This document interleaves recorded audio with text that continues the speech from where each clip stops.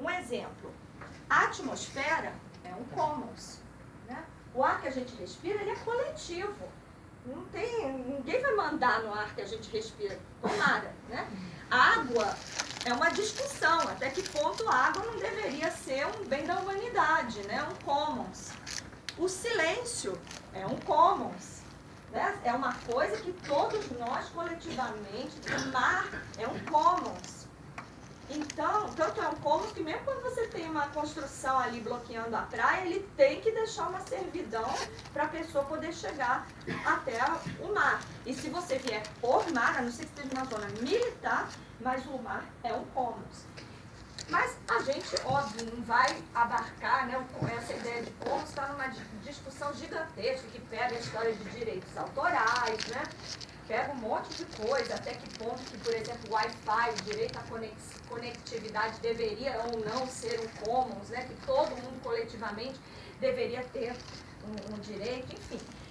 O que interessa para a gente desse universo é aquilo que são os urban commons, ou seja, os commons que estão ligados à vida nas cidades. Quando a gente fala desse ecossistema de commons, aí as megacidades, quando eu falo que elas são um poço de possibilidades, as megacidades, elas têm milhares de recursos invisíveis que a gente não percebe que eles estão lá e que eles poderiam ser usados. Elas têm coisas subutilizadas e coisas absolutamente ociosas. Se a gente for pensar do ponto de vista de sustentabilidade, isso é um desperdício absurdo. É um absurdo, por exemplo, você ter prédios que, por questões jurídicas, estão caindo aos pedaços, abandonados por aí, quando, na verdade, tem gente precisando de moradia. Ou quantos carros parados. Então, hoje a gente já começa a ver, né, com o consumo colaborativo, uma tentativa de colocar esses recursos para girar. Então, uma outra coisa que os commons, né, trabalham é como que o coletivo ele tem potencial de inovação.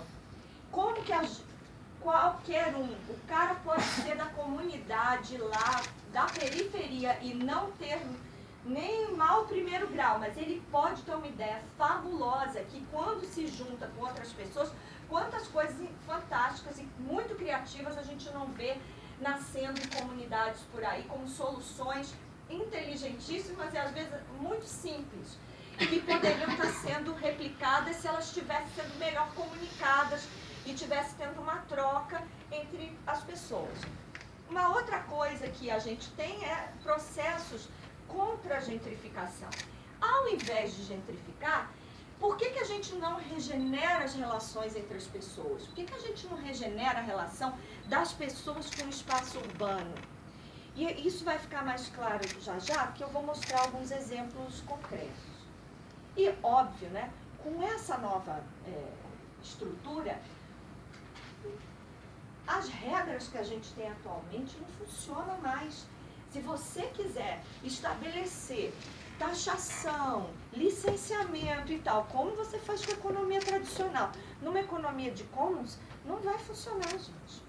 Não vai funcionar. Por isso que é municipal, com Uber, com Airbnb, porque, afinal, você dispõe da sua casa para você fazer o que você bem entender com ela, ou você tem que pagar taxa igual um hotel tem que recolher imposto para o governo.